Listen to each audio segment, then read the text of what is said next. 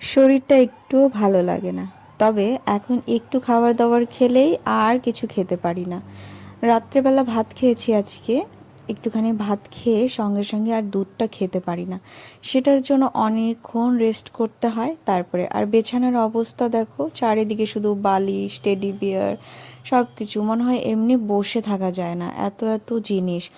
কিছু একটু বসতে গেলেই পেছনে এটা হেলানি দাও, সামনে এদিকে এটা হেলানি দাও, ওটা হেলানি দাও। সবে মাত্র তো বেশি সময় হয়নি, তাতেই এত অসুবিধা।